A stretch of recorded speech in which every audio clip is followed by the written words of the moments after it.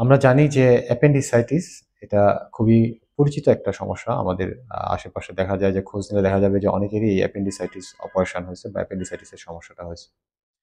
তো এই সমস্যাটা আমাদের কাছে কিন্তু খুবই পরিচিত। কিন্তু এই অ্যাপেন্ডিসাইটিস কি কখনো জীবনঘাতী বা জীবনের ঝুঁকি হতে পারে কিনা?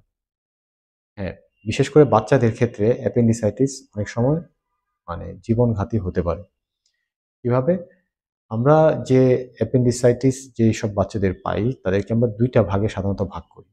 একটা হচ্ছে যে আনকমপ্লিকেটেড অ্যাপেন্ডিসাইটিস, আরেকটা হচ্ছে যে কমপ্লিকেটেড অ্যাপেন্ডিসাইটিস মানে জটিল অ্যাপেন্ডিসাইটিস। আনকমপ্লিকেটেড যখন অ্যাপেন্ডিসাইটিসটা মানে শুরু হয়, মানে অ্যাপেন্ডিক্স এর ইনফেকশনটা যখন শুরু হয় তখনই যদি এটা চিকিৎসা শুরু করা হয় এবং তখন যদি অপারেশনটা করা হয়, তখন দেখা যায় যে এই ইনফেকশনটা শুধুমাত্র অ্যাপেন্ডিক্সের গায়েই থাকে, এর বাইরে ছড়ায় না। তখন এটাকে আমরা বলি আনকমপ্লিকেটেড অ্যাপেন্ডিসাইটিস। কিন্তু এই চিকিৎসাটা করতে যদি আমাদের ২-৩ দিনের বেশি দেরি হয়ে যায়, যদি আমরা চিকিৎসাটা শুরু করতে দেরি করি, সেক্ষেত্রে ইনফেকশনটা অ্যাপেন্ডিক্সের শরীর থেকে পেটের ভিতরে ছড়ায় যায় এবং যত সময় যায় তত এই এই পেটের ভিতরে ইনফেকশনটা এত দ্রুত এবং এত বেশি ছড়ায় যে ওখানে পুঁজ জমে খাদ্যনালীর অন্যান্য অংশটাকেও নষ্ট করে দেয়। এখন তখন আমরা এটাকে বলি কমপ্লিকেটেড অ্যাপেন্ডিসাইটিস। এই কমপ্লিকেটেড অ্যাপেন্ডিসাইটিস কিন্তু বাচ্চাদের জীবনঘাতী হতে পারে। বিশেষ করে বাচ্চাদের ক্ষেত্রে। কারণ আমরা জানি যে অ্যাপেন্ডিক্স পেটের ভিতরে যখন অ্যাপেন্ডিসাইটিসটা হয়, অ্যাপেন্ডিক্স ইনফেকশনটা হয়, তখন আমাদের পেটের ভিতরে একটা পর্দার মতো থাকে যেটাকে আমরা ওমেন্টাম বলি। বড় মানুষের ক্ষেত্রে এই ওমেন্টামটা যখনই যেকোনো জায়গায় ইনফেকশন হলে এই ওমেন্টামটা যেয়ে ইনফেকশনটাকে কভার করে ফেলার চেষ্টা করে যেন এটা পেটের ভিতরে ছড়াইতে না পারে। কিন্তু বাচ্চাদের ক্ষেত্রে যেটা হয় যে আ এই ওমেন্টামটা থাকে অনেক ছোট। যেহেতু অ্যাপেন্ডিক্সটা থাকে পেটের নিচের অংশে, সেই ওমেন্টামটা উপর থেকে নিচ পর্যন্ত যেয়ে পৌঁছাইতে পারে না। যার ফলে ইনফেকশনটা দ্রুত ছড়ায় যায়।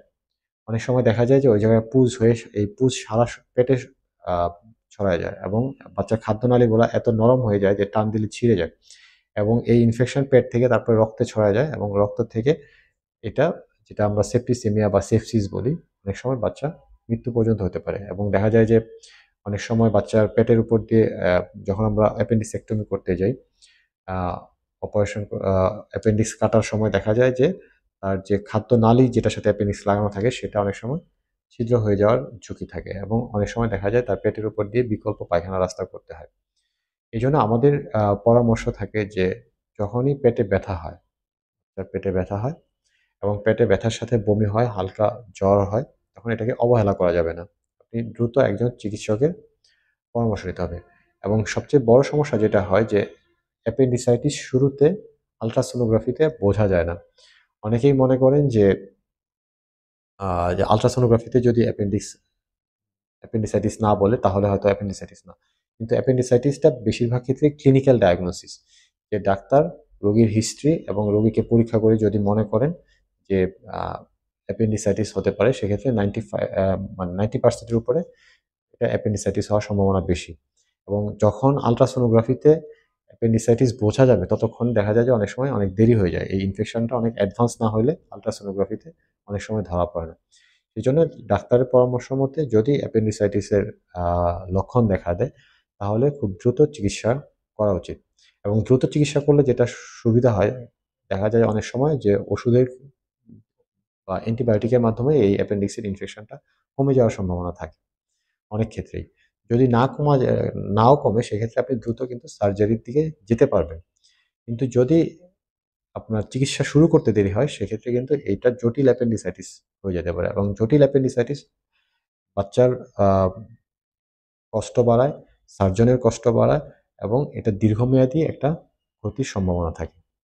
ধন্যবাদ।